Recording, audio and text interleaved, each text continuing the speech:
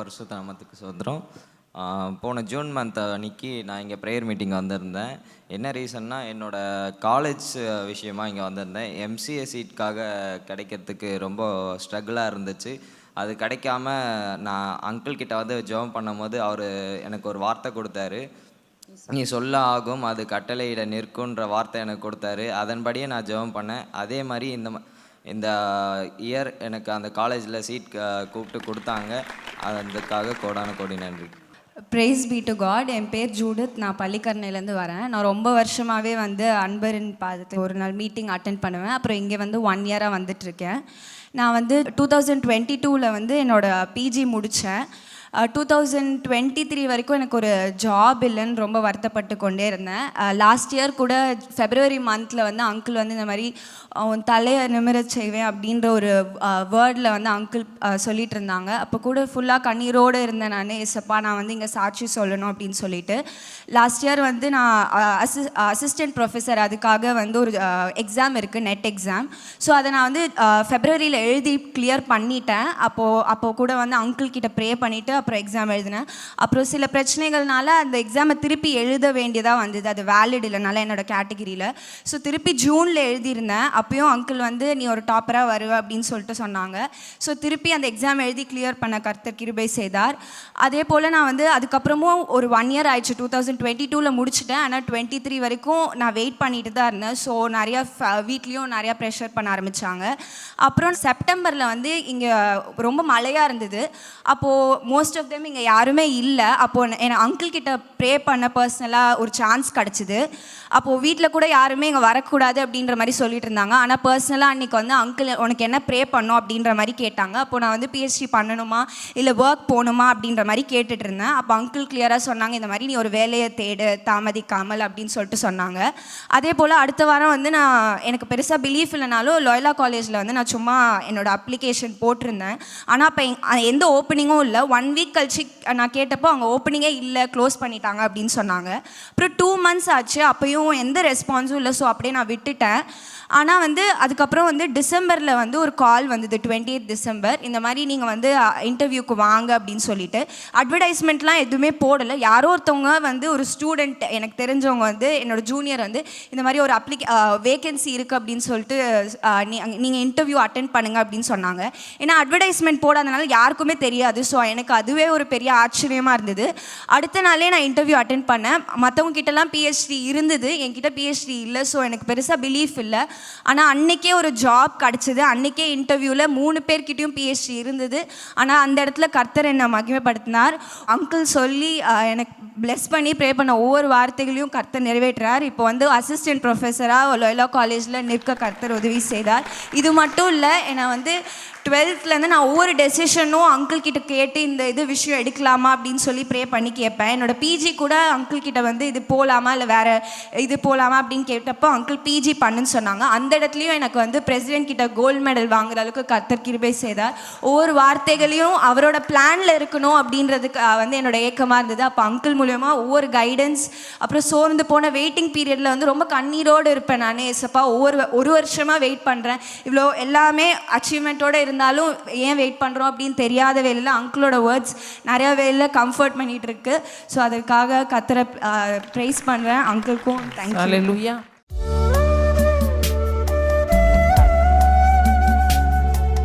கிறிஸ்துவுக்குள் மிகவும் பிரியமான எனதருமை சகோதர சகோதரிகளே, நம்மை சிருஷ்டித்தவரும் நம்மை உண்டாக்கினவரும் நம்மை ஒருபோதும் மறந்து போகாதவருமாகிய இயேசு கிறிஸ்துவின் இணையற்ற நாமத்தினாலே உங்கள் எல்லாரையும் வாழ்த்தி ஆசீர்வதிக்கிறேன். ஹல்லேலூயா. எல்லாரும் சந்தோஷமா இருக்கீங்களா? இந்த நாளிலும் ஆண்டவருடைய பாதப்படியில் அமர்ந்து, ஆண்டவரே என் பிள்ளைகளுக்கு என்ன மங்கள வார்த்தை சொல்ல விரும்புகிறேன், என்ன வார்த்தை சொல்லி என் பிள்ளைகளை ஆசீர்வதிப்பது தேவனுடைய திட்டமாயிருக்கிறது என்று நான் ஜெபத்திலே தரித்திருந்த பொழுது நம்மை ஆசீர்வதிக்கும்படி ஆண்டவர் கொடுத்த மங்கள வார்த்தை மத்தேயு எழுதின சுவிசேஷம் 15ஆம் அதிகாரம் 22வது வசனமும் 25வது வசனமும் இப்படியாய் சொல்லுகிறது. வாசிப்போமா? அப்பொழுது அந்த திசைகளில் குடியிருக்கிற கானானிய ஸ்திரீ ஒருத்தி அவரிடத்தில் வந்து ஆண்டவரே தாவீதின் குமாரனே எனக்கு இறங்கும் என்று என் மகள் பிசாசினால் கொடிய வேதனைப்படுகிறாள் என்று சொல்லி கூப்பிட்டாள். அவள் வந்து ஆண்டவரே எனக்கு உதவி செய்யும் என்று அவரை பணிந்து கொண்டாள். அவள் வந்து ஆண்டவரே எனக்கு உதவி செய்யும் என்று அவரை பணிந்து கொண்டாள். அவள் வந்து ஆண்டவரே எனக்கு உதவி செய்யும் என்று அவரை பணிந்து கொண்டாள். இந்த கானானிய ஸ்திரீ இயேசுவை தேடி போய் அவருடைய பாதத்தில் விழுந்து, என் பிள்ளைக்கு இப்படி ஒரு பெரிய கஷ்டம் இருக்குது, என் பிள்ளை இப்படிப்பட்ட ஒரு கொடிய வேதனையில சிக்கிட்டு இருக்கிறா, அவளுக்கு நீங்க உதவி செய்தே ஆக வேண்டும் என்று ஆண்டவருடைய பாதப்படியிலே போய் வீழ்ந்தாள். அதே இயேசுவை தேடி, ஆண்டவரே நான் இப்படிப்பட்ட ஒரு கொடிய வேதனையில சிக்கி இருக்கிறேன், இப்படிப்பட்ட ஒரு கொடிய பாவத்தில் சிக்கி இருக்கிறேன், இப்படிப்பட்ட ஒரு கொடிய கடனில் சிக்கி இருக்கிறேன், இப்படிப்பட்ட ஒரு கொடிய மாந்திரிக கட்டுகளில் சிக்கி இருக்கிறேன், இப்படிப்பட்ட ஒரு கொடிய வியாதியிலே நான் சிக்கி இருக்கிறேன் என்று சொல்லி யார் யார் ஆண்டவருடைய சமூகத்தில் இன்றைக்கு வந்து விழுந்திருக்கிறீர்களோ அவளுக்கு ஸ்பாட்ல மிரக்கல் நடந்துச்சு. அவ வீட்டுக்கு போய் பார்க்கும் பொழுது அவளுடைய மகள் கொடிய வேதனை அனுபவித்துக் கொண்டிருந்தவள் மிகவும் சந்தோஷமாய் உட்கார்ந்திருந்தாள். ஹல்லேலூயா! நீங்களும் இயேசுவை தேடி வந்திருக்கிறீர்கள். நீங்கள் திருப்பி வீட்டிற்கு போகும் பொழுது எந்தெந்த காரியத்தில் கொடிய வேதனை அனுபவித்துக் கொண்டிருந்தீர்களோ அந்த காரியத்திலே அற்புதம் நிகழ்ந்திருக்கிறதை நீங்கள் பார்க்க போகிறீர்கள். ஹல்லேலூயா! இன்னைக்கு உங்களுக்கு என்ன கொடிய வியாதியா, கொடிய கடன் பிரச்சனையா, இல்லை கொடிய கஷ்டமா, கொடிய பிசாசின் போராட்டமா, என்ன பிரச்சனை இருந்தாலும் சரி, சரியான இடத்திற்கு நீங்கள் வந்திருக்கிறீர்கள். நல்லா யோசித்து பாருங்க. இந்த கானானிய ஸ்திரீ ஆண்டவரை குறித்து அறியாத மற்ற மார்க்கத்தில் இருக்கிற ஒரு ஸ்திரீ. அவர் எல்லாருக்கும் அற்புதம் செய்கிறவர். அன்றைக்கு அந்த கானானிய ஸ்திரீக்கு இயேசுவுக்கும் அவளுக்கும் சம்பந்தம் இல்லாத ஒருத்தி இயேசுவை தேடி வந்தாள். ஏனென்றால் அவள் கேள்விப்பட்டாள், இயேசுவை தேடி போனா அவர் ஜாதியோ மதமோ மார்க்கமோ எதுவும் பார்க்க மாட்டாரு, மனசை தான் பார்ப்பாரு, பார்த்து அவங்களுக்கு அற்புதம் செய்வார். இதுதான் என்று அவள் கேள்விப்பட்டாள். எனவே தான் தைரியமாக இயேசுவை தேடி வருகிறாள். இயேசுவின் மார்க்கத்தை பின்பற்றினவள் அல்ல அவள், ஆனாலும் இயேசுவை தேடி வந்தாள். காரணம், அவளுக்கு தெரிந்த வரைக்கும் இயேசு கிறிஸ்து எல்லாருக்கும் உதவி செய்கிறார் என்பதை அவள் அறிந்திருந்தாள். இன்றைக்கு இந்த இடத்துல வந்திருக்கிற தேவனுடைய பிள்ளைகளே, இன்றைக்கு உங்க எல்லாருடைய கொடிய வியாதிகள், கொடிய பிரச்சனைகளிலிருந்து ஆண்டவர் உங்கள் ஒவ்வொருவரையும் இன்றைக்கு விடுதலையாக்க போதுமானவர். ஹல்லேலூயா! அவ கானானிய ஸ்திரீ அப்படின்னா அந்த திசை அப்படின்னா இயேசு கிறிஸ்து இருந்த இடம் வேறு, இவள் வந்த இடம் வேறு. அவள் தன் வீட்டிலிருந்து புறப்பட்டு இயேசு இருக்கிற இடத்திற்கு வந்தாள். தன் பிரச்சனைக்காக இயேசுவை தேடி வந்தாள். இந்த பிரச்சனைக்கு என் இயேசுவால விடுதலை கொடுக்க முடியும் என்று நம்பி வந்தாள். எனவே அவள் வந்து தன்னுடைய பிரச்சனையை சொல்றா, ஆண்டவரே தாவீதின் குமாரனே, ஆண்டவரேன்னு கூப்பிடுறா. அவளுக்கு தெரியும் இயேசு கிறிஸ்து மெய்யான தேவன், அவர் ஆண்டவர். அவள் அந்த மார்க்கத்தை பின்பற்றாவிட்டாலும் அவளுக்கு தெரிகிறது இயேசு ஆண்டவர் என்று தெரிஞ்சு ஆண்டவரேன்னு தான் கூப்பிடுகிறாள். தன் கஷ்டத்தை அவரிடத்துல சொல்றா, மனசு விட்டு சொல்றா, ஆண்டவரே நான் இன்னைக்கு ஒரு பெரிய பிரச்சனையில வந்திருக்கிறேன், என்னுடைய மகள் ஒரு பிசாசினால் கொடிய வேதனைப்பட்டு கொண்டிருக்கிறாள். இன்னொரு சுவிசேஷ பகுதியில் பார்க்கும் பொழுது எப்போவுமே 4 சுவிசேஷங்களையும் நீங்கள் பகுத்து படித்தாதான் அதனுடைய முழுமை தெரியும். அதில் சொல்றா, அவளை கசக்கி புளியுது அப்படின்னு சொல்றான்.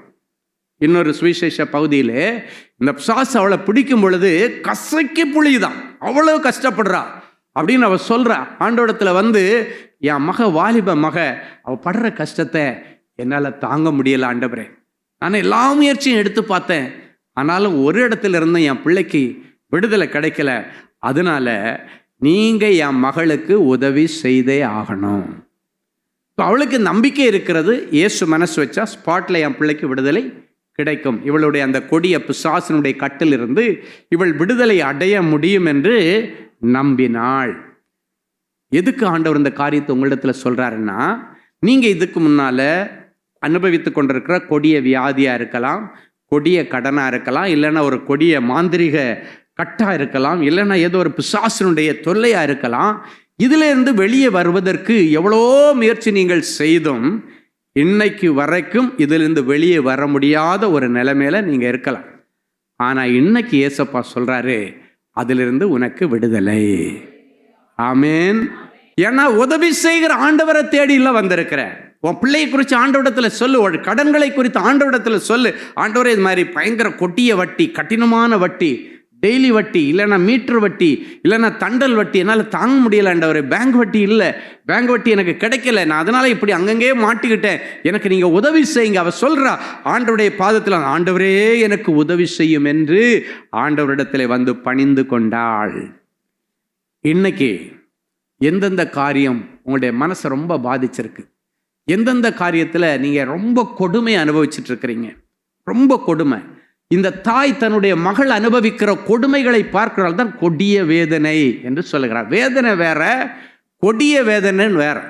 இன்றைக்கு ஒருவேளை என்னுடைய குடும்பத்தில் நீ அனுபவிக்கிற கொடுமைகள், புருஷன் நிமித்தம் அனுபவிக்கிற கொடுமைகள், மனைவி நிமித்தம் அனுபவிக்கிற கொடுமைகள், மருமகள் நிமித்தம் அனுபவிக்கிற கொடுமைகள், மாமியார் நிமித்தம் அனுபவிக்கிற கொடுமைகள் எல்லாத்தையும் ஆண்டவரிடத்தில் இன்னைக்கு விலாவாரியா சொல்லிட்டு இன்னைக்கு விடுதலையோடு தான் இங்கேருந்து போறீங்க. ஆமேன். அன்னைக்கு அவள் வீட்டுக்கு திரும்பி போய் பார்த்தா தன்னுடைய மகள் விடுதலையாகி சமாதானமாக உட்கார்ந்து இருக்கிறத அவள் பார்த்தாளாம். இன்னைக்கு நீங்கள் சமாதானமாக இந்த இடத்த விட்டு போகணும். நீங்கள் போய் நிறைய மிரக்கலை இன்னைக்கு ராத்திரியே நீங்கள் பார்க்க போறீங்க. அந்நிய கண்கள் அல்ல, உங்களுடைய சொந்த கண்கள் இதை பார்க்க போகிறது. அல்லேலூயா. ஒருவேளை கொடிய பஞ்சம் உங்களை துரத்தி கொண்டு வந்திருக்கலாம். நீங்கள் வாங்குகிற சம்பளம் உங்களுக்கு பத்தலை, வருகிற வருமானம் பத்தலை, ஒவ்வொரு மாதமும் துண்டு விழுந்துக்கிட்டே இருக்குது. இந்த கடன் அடைக்க இன்னொரு இடத்துல இருந்து கடன், நாளைக்கு அடுத்த மாதம் அவனுக்கு அடைக்க இன்னொரு இடத்துல இருந்து கடன், அதுக்கு அடுத்த மாதம் இவங்க 3 பேர் கிடைக்க 4வது இடத்துல இருந்து கடன், அதுக்கு அடுத்த மாதம் இந்த 4 பேர் கிடைக்க 5வது இடத்துல இருந்து கடன். ஏன்னா வர்ற வருமானம் கடன்காரர்களுக்கு அடைக்கிறதுக்கு பத்தாது, சாப்பிட்றதுக்கு தான் பத்தும், வாடகை கட்ட தான் பத்தும். அப்போ என்ன ஆகுதுன்னா மாதம் இந்த கடன்காரர்கள் கூட்டிகிட்டே போகிறாங்க. கொடிய தரித்திரம். அன்றைக்கு யோபுவை பார்க்க வந்த அவருடைய நண்பர்கள் இவனுடைய துக்கம் மகா கொடிய துக்கம் என்று கண்டார்களாம். அந்த துக்கத்தை பார்த்துட்டு ஒரு வார்த்தை பேசாமல் அப்படியே உட்கார்ந்துட்டாங்கன்னு வேதம் சொல்லுகிறது. உரு தெரியாமல் மாறிட்டான். அவங்க பார்த்த யோபு அல்ல. ஒருவேளை ஏதோ ஒரு கொடிய வியாதி, கொடிய பஞ்சம் உன்னுடைய முகத்தையே உரு கொலைய வச்சிருக்கலாம். முகமே மாறி வெளுத்திருக்கிறதை காண்கிறது என்ன என்று வேதம் கேட்கிறது. அந்த நிலைமையில ஆண்டவரால் உதவி செய்ய முடியும். சிலர்லாம் வந்து சொல்லுவாங்க, ஐயா எனக்கு இருக்கிற கடன் என்னுடைய சொத்து இல்லை, என் ஒட்டுமொத்த குடும்பத்தாருடைய சொத்தை விற்றாலும் கடன் அடையாது, அதனால யார்கிட்ட நான் உதவி கேட்க முடியாது. ஏன்னா இப்போ அவங்க வீடை விற்றே எனக்கு அடைச்சா கூட என் கடன் அடையாது. அப்படிப்பட்ட ஒரு பெரிய கொடிய கடனில் நான் இருக்கிறேன். அப்போ தான் நான் சொல்லுவேன், நீ சொத்தெல்லாம் விற்று கடன் அடைச்சாலும் அடைக்க முடியாத நிலைமையில் இருக்கலாம், ஆனால் உனக்கு பெரிய சொத்து ஒன்று இருக்குது, அசையாத சொத்து இருக்கு, அதான் இயேசு கிறிஸ்து. அல்லேலூயா. அவரை தேடி வருகிற பிள்ளைகளுடைய வாழ்க்கையில் ஒரு நன்மையும் குறைபடாது. ஆமென். எத்தனையோ பேருக்காக நான் ஜெபம் பண்ணி அனுப்பியிருக்கிறேன். சில இடங்கள் அடுத்து அவங்க சாட்சி சொல்ல வருகிறத நான் பார்க்கும்போது பார்க்குறேன். அவங்க சொல்லுவாங்க, நாளைக்கு வந்து பணத்தையும் வட்டியும் அசலையும் வைக்கலைன்னா உன்னை வெட்டிடுவேன், கொன்னுருவேன்னு மிரட்டுறவங்க, இல்லைன்னாச்சுன்னா இதை தூக்கிட்டு போயிடுவோம், அதை தூக்கிட்டு போகிறேன்னு மிரட்டுறவங்க ஜெபத்துக்கு பிறகு வந்து சொல்லுவாங்க, எப்பா எனக்கு என்னமோ உன்னை பார்த்தா பரிதாபமாக இருக்குது, பிள்ளைகளை எல்லாம் வச்சுருக்கிற, பிள்ளைங்க இப்போ தான் படிக்கிறாங்க, அதனால் எனக்கும் பிள்ளைங்க இருக்கிறாங்கப்பா, அதனால் நான் உங்கள்கிட்ட வட்டியெல்லாம் கேட்க மாட்டேன், அசல் உனக்கு கிடைக்கும்போது கொஞ்சம் கொஞ்சமாக கொடு, இதுக்கு மேலே உன் வீட்டு பக்கம் வரவே மாட்டேன்னு சொல்லுகிற எத்தனையோ சாட்சிகளை நான் பார்த்திருக்கிறேன். அல்லேலூயா. ஏன்னா அவர்களுடைய அந்த கடன்காரர்களுடைய இருதயத்திலே ஆண்டவர் ஒருவர் தான் பேச முடியும். முந்தின நாள் நாளைக்கு அது பண்ணிவிடுவேன் இது பண்ணிவிடுவேன்னு பேசிட்டு போனவன், நாளைக்கு பிள்ளையை தூக்கிட்டு போயிடுவேன்னு சொன்னவன் அடுத்த நாள் அப்படியே அடங்கி போயிடுவான். இன்னைக்கு அப்படிப்பட்ட அற்புதங்களை கர்த்தர் உங்கள் வாழ்க்கையில் செய்ய போகிறாரு. அல்லேலூயா. 10 வருஷத்துக்கு முன்னாடி நடந்த ஒரு சாட்சியை நான் இப்போ உங்களுக்கு சொல்ல போகிறேன். ஒரு வாலிப பிள்ளைய சிலோன்லேருந்து கூப்பிட்டு வந்திருந்தாங்க. அந்த பிள்ளை சிலோனில் உள்ள எல்லா சர்ச்சிலையும் கொண்டு போய் எங்கேயுமே அந்த பிசாசை துரத்த முடியலை. ஒரு பெரிய தற்கொலை ஆவி அவளுக்குள்ளால் இருக்குது. அவளை பிடிக்க எத்தனை பேர் பிடிச்சாலும் நிற்க முடியாது. அப்படிப்பட்ட ஒரு முரட்டாட்டத்தின் ஆவி. சென்னையில் வந்து எல்லா இடத்துலையும் போயிட்டு வந்தாங்க, எங்கேயும் விடுதலை கிடைக்கவில்லை. கடைசியாக இந்த கூட்டம் நடக்கிறத பார்த்து கேள்விப்பட்டு நம்ம மீட்டிங் ஞாயிற்றுக்கிழமை கடைசி நாள் எலியாவின் தேவனேன்னு சொல்லி ஸ்டேஜில் நின்று ஜெபிச்சிட்டு இருக்கும் பொழுது, இப்போ எலியாவின் தேவன் இப்பொழுது ஒரு பெரிய அக்கினி இந்த மைதானத்தில் போடுறான்னு சொன்ன உடனே நான் அந்த நேரத்தில் திடீர்னு கண்ணை திறந்து பார்க்குறேன். ஒரு 15 அடி ஹைட்டுக்கு இந்த பிள்ளை டைவ் அடித்து மேலே போயிட்டு கீழே வந்து நிற்கிறான். நின்றுட்டு முன்வரிசையில் இருந்த எல்லாரையும் போட்டு அடிக்கிறான். நான் ஜெபம் பண்ணிகிட்டே இருக்கிறேன். எனக்கு பார்த்த உடனே இது ஒரு பெரிய ஆச்சரியமாக இருந்தது. இயேசுவின் நாமத்தினால இந்த நிமிஷமே இவளுக்குள் இருக்கிற எல்லா ஆவிகளுடைய கிரியைகள் அழிக்கப்படட்டுன்னு அப்படியே கிடந்தா, அப்படியே பதுங்குற மாதிரி கிடந்துட்டான். ப்ரேயர் முடிஞ்சு தனி ஜெபத்துக்கு எல்லாரும் கூப்பிட்டு வராங்க. திருப்பி எல்லாரையும் போட்டு அடிக்க ஆரம்பிச்சிருச்சு தனி ப்ரேயர். அப்போ இங்கே இருந்த வாலண்டியர்களால் யாராலையும் கண்ட்ரோல் பண்ண முடியலை. எல்லாம் சேர்ந்து அவளை இந்த சுடிதாரில் உள்ள ஷால் வச்சு கையை காலை கட்டி ஸ்டேஜில் கொண்டு வராங்க. அது சொல்லுது, நீ மட்டும் என்ன தொடாத அப்படின்னுச்சு. நான் சொன்னேன், நான் தொடக்கூடாதுன்னா நீ என் பிள்ளையை விட்டுட்டு போயிரு. பாவம் அந்த பிள்ளை எவ்வளோ கஷ்டப்படுது, விட்டுட்டு போயிரு. நான் போயிடுறேன் அப்படின்னு சொல்லிட்டு என்னையே ஏமாற்றிட்டு க்ளீனாக அப்படி நான் போயிடுறேன்னு சொல்லிட்டு நார்மலாக அப்படியே ஆக்ஷன் எல்லாம் பண்ணிடுச்சு. ஸ்டேஜில் பெரிய ஸ்டேஜ், கீழே இறங்கினதான் உண்டு, ஒரு சைடாக ஓடுது. ஆண்டவர் சொல்கிறாரு, இவ தற்கொலை பண்ணுறதுக்காக வேண்டி பாங்கணத்தில் போய் குதிக்கிறதுக்காக தான் போகிறா, உடனே பிடிக்க சொல்லிடணுன்னா நான் வாலண்டியர்ஸ்ட்டை சொல்கிறேன், போய் பிடிச்சிட்டு வாங்கடோன்னா அவனுக்கு கஷ்டப்பட்டு பிடிச்சி தூக்கி கொண்டு வந்தா ஆண்டவர் அதுக்கு முன்னால் பேசுகிறாரு. அவளுடைய உச்சம் தலையில் வெள்ளி ராடு மாதிரி ஒரு முடி இருக்கும், அதை நீ பிடுங்க, அதில் மந்திரவாதம் பண்ணி வச்சிருக்கிறதுனால தான் அவளால் இதுலேருந்து விடுதலை கிடைக்க முடியலை அப்படின்னு ஆண்டவர் சொல்கிறார். அவளை தூக்கிட்டு வர்றதுக்குள்ளால் இவ்வளோ காரியமும் நடக்குது. அது மேலே வந்த உடனே கண்டுபிடிச்சிட்டான்னு சொல்லுது. ஏன்னா ஆண்டவர் எனக்கு வெளிப்படுத்தினா அதுக்கு தெரிஞ்சிருச்சு, கண்டுபிடிச்சிட்டான் வா அப்படின்னு சொல்லிட்டு தம்பிங்கள்ட்ட சின்ன ஒரு டார்ச் கொண்டு வாங்கடான்னு சொன்னேன். அடித்த உடனே பார்த்தா ஒரே ஒரு முடி மட்டும் வெள்ளி நூல் மாதிரி அப்படியே இருக்குது, திக்காக இருக்குது. அதை பிடிச்சி இயேசுவின் நாமத்தில் பிடுங்கன்னு அடுத்த நிமிஷம் நார்மல் ஆகிட்டான். பல வருஷம் பாருங்கள், சிலோனில் இருந்து அங்கே விடுவிக்க முடியாத ஒரு சூழ்நிலையில் இங்கே வந்து அந்த பிள்ளைக்கு ஒரு பெரிய விடுதலை. அவங்க பெற்றோர்கள் எவ்வளோ கஷ்டப்பட்டிருப்பாங்க யோசித்து பாருங்கள். இந்த வாலிப பிள்ளையை வச்சுட்டு, இந்த கானானிய ஸ்திரீ அந்த பிள்ளையை வச்சுட்டு எவ்வளோ கஷ்டப்பட்டாலும் அதே போல் கஷ்டத்தோட நம்ம நடத்தின கூட்டத்தில் அந்த பிள்ளையை கொண்டு வந்தாங்க. பரிபூர்ண விடுதலையோட ஆண்டவர் அனுப்பினார். ஹல்லேலூயா. இன்னைக்கு வந்திருக்கிறவங்க ஒவ்வொருவரை பார்த்து சொல்கிறாரு, உங்களுக்கு அப்படியே நான் செய்வேன். ஹல்லேலூயா. உங்களுக்கு உதவி செய்ய முடியாதபடிக்கு ஆண்டவருடைய கரம் குறுகி போகலை. எவ்வளோ பெரிய கொடிய வியாதி உன்னை தாக்கி இருந்தாலும் இன்றைக்கு உதவி செய்கிற என் எபினேசராகிய ஆண்டவர் யெகோவா ராஃபா, சுகம் கொடுக்கிற தேவன் உங்கள் மத்தியில் எழுந்தருளி வந்திருக்கிறார். எல்லாம் எழும்பி நின்று தேவ சமூகத்திலே ஒரு நிமிடம் நம்மை தாழ்த்தி ஒப்பு கொடுப்போம். பரிசுத்த பிதாவே, உமக்கு நன்றி.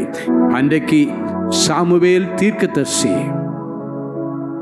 சர்வாங்க தகன பலிகளை செலுத்தின பொழுது இஸ்ரவேலருக்கு விரோதமாய் வந்த பெலிஸ்தியர்களை கலங்க பண்ணின ஆண்டவர், என் பிள்ளைகளுக்கு விரோதமாய் யார் யார் எழும்பி நின்றார்களோ அவர்கள் இந்த நேரத்திலே கலங்கடிக்கப்படும்படிக்கு கர்த்தருடைய வல்லமையும் இடி முழக்கங்களும் அவர்கள் இருக்கிற இடத்துல இப்பொழுது கேட்பதாக, அவருடைய மனசாட்சிகள் இப்பொழுது குத்தப்படுவதாக, அவருடைய இருதயத்திலே கர்த்தர் பேசுவீராக. என் பிள்ளைகளிடத்தில் நீ வம்பு பண்ணினேன்னா உன்னுடைய குடும்பத்தில் அநேக சோதனைகளை நீ அனுபவிக்க வேண்டியது வரும் என்று ஆண்டவரே நேரடியாக அவர்களோடு கூட நீர் பேசுகிறதற்காய் ஸ்தோத்திரம். உன்னை உபத்திரவப்படுத்துகிறவர்களுக்கு உபத்திரவத்தையும், உபத்திரவத்தை அனுபவிக்கிற உனக்கு என்னோடு கூட நல்ல இளைப்பாறுதலையும் கொடுப்பது தேவனுக்கு நீதியாயிருக்கிறது என்று சொன்னவரே, என் பிள்ளைகளுடைய உபத்திரவங்களை ஆண்டவர் இன்றைக்கு பார்க்கிறேன். இஸ்ரவேல் ஜனங்கள் படுகிற உபத்திரவத்தை பார்த்து அவர்களை விடுவிப்பதற்காக நான் இறங்கினேன் என்று சொல்லி அவர்களுக்காக ஒரு புதிய கானான் தேசத்தை என் பிள்ளைகளுக்கு வழிகாட்டினீரே, அதே போல என் பிள்ளைகளுடைய இந்த கொடிய பிரச்சனைகளிலிருந்து என் பிள்ளைகளுக்கு ஒரு புதிய கானானை காண்டவர் வழி திறந்து விடுவீராக, வழி திறந்து விடுவீராக. எல்லா எகிப்தின் உபத்திரவங்கள், எகிப்தின் சோதனைகளுக்கு இன்றைக்கு முடிவு வருவதாக. சோதனைகளை பொறுமையோடு சகிக்கிற மனுஷன் பாக்கியவான். அவன் சோதனை நேரத்திலே உத்தமன் என்று விளங்கினதற்கு பிறகு கர்த்தர் அவர்களுக்காக வைத்திருக்கிற ஜீவ கிரீடத்தையும் நல்ல உயர்வையும் மேன்மையும் இவர்களுக்கு கொடுத்து இவர்களை நீர் ஆசீர்வதிப்பீராக. இவர்கள் இழந்து போன செல்வங்கள், இழந்து போன வேலை, இழந்து போன வருமானம், இழந்து போன உடைமைகள், இழந்து போன பொன் பொருள் அத்தனையும் வீடு தேடி வருவதாக நான் ஆசீர்வதித்து ஜெபிக்கிறேன். ஆண்டவருடைய கரம் இவற்றை நேரடியாக இறங்கி செய்ததற்காய் ஸ்தோத்திரம். அது மாத்திரமல்ல, என் பிள்ளைகள் கொடிய வியாதியிலே, கொடிய கஷ்டத்திலே, கொடிய கடனில் சிக்கியிருந்தால் இவருடைய கடன்களை அடைக்கும்படி பரலோகத்தின் மதகுகளை திறப்பீராக. இவர்கள் கையிட்டு செய்கிற எல்லா வேலையிலும் இவர்களை ஆசீர்வதிக்கும்படி பரலோகத்தின் பொக்கிஷசாலியாகிய வானத்தை திறப்பீராக. என் பிள்ளைகளின் கடன் வாங்கக்கூடாது, கொடுக்கிற ஜாதியாய் மாற்றும். உடைய கொடிய தரித்திரம் மாறும்படி நல்ல நிரந்தரமான வேலைகளுக்கு வழி திறந்து விடுவீராக. உடைய கொடிய தரித்திரங்கள் மாறும்படிக்கு ஆண்டவருடைய வியாபாரத்தில் இருக்கிற தடைகளை உடைச்சி எல்லா நஷ்டங்களை இனி லாபமாய் மாற்றி கொடுப்பீராக. பேதுரு அன்றைக்கு வலை விரித்தான், நஷ்டத்தோடு திரும்பி வந்தான். ஆண்டவர் அவனுக்கு உதவி செய்த பொழுது 2 போட்டு நிரம்ப மீன்களை பிடித்தானே. அதே போல என் பிள்ளைகள் தினி வியாபாரத்தில் போட்டு நிரம்பத்தக்கதான செல்வங்களை என் பிள்ளைகள் சேமிக்க கர்த்தர் அனுக்கிரகம் பண்ணும். என் பாத்திரம் நிரம்பி வழிகிறது என்று என் பிள்ளைகள் சொல்லத்தக்கதாக இவர்களை அதிசயங்களை காண பண்ணுகிறதற்காய் உமக்கு நன்றி, உமக்கு நன்றி. இயேசுவின் மூலம் பிதாவே, ஆமேன், ஆமேன்.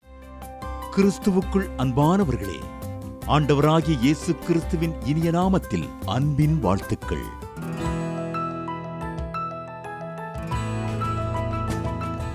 எங்களுடைய மார்வெல் திருமண தகவல் மையத்தை ஆன்லைன் சேவை மூலம் உங்களுக்கு அறிமுகப்படுத்துவதில் நாங்கள் மிகுந்த மகிழ்ச்சி அடைகிறோம். எங்களது மார்வெல் திருமண மையம் கிறிஸ்தவ குடும்பத்தில் திருமணத்திற்கு ஆயத்தமாயிருப்பவர்கள் தங்களுக்கு ஏற்ற வாழ்க்கை துணையை தேர்ந்தெடுக்க சிறந்த திருமண சேவை மையமாக இருக்கிறது. மேலும் மார்வெல் திருமண தகவல் மையத்தில் நீங்கள் பதிவு செய்வதற்கு எங்களது இணையதள முகவரி www.marvelmatrimony.com மற்றும் அலைபேசி எண் 7824855999 என்ற எண்ணிற்கு தொடர்பு கொள்ளலாம். சென்னை, நாகர்கோவில் மற்றும் மும்பை நகரில் உள்ளவர்கள் பதிவு செய்ய விரும்பினால் கீழ்க்கண்ட விலாசங்களில் உள்ள எங்களது அலுவலகங்களோடு தொடர்பு கொள்ளலாம். தேவனின் அன்பு ஊழியங்கள் எண் 14, ராமலிங்க நகர், OMR ரோட், SRP டூல்ஸ் அருகில், கொட்டிவாக்கம், சென்னை 41. Email info@marvelmatrimony.com. ஆண்டவர்தாமே உங்களை அளவில்லாமல் ஆசீர்வதிப்பாராக. Genesis Creations Media Academy நடத்தும் Summer Break Skill Make பள்ளி பயிலும் மாணவ மாணவியருக்கு ஒரு அரிய வாய்ப்பு. இந்த வருடம் மே கோடை விடுமுறையை முன்னிட்டு எங்களது Genesis Creations Media Academy மூலம் குறைந்த கட்டணத்தில் 7 தினங்களில் photography, videography, Photoshop, video editing ஆகிய தொழிற்கல்விகளை மிக சிறந்த முறையில் பயிற்றுவிக்க நாங்கள் திட்டமிட்டுள்ளோம். மேலும் விவரங்களுக்கு எங்களது Genesis Creations Media Academy-யின் தகவல் தொடர்பு மையத்தை இன்றே தொடர்பு கொள்ளுங்கள்.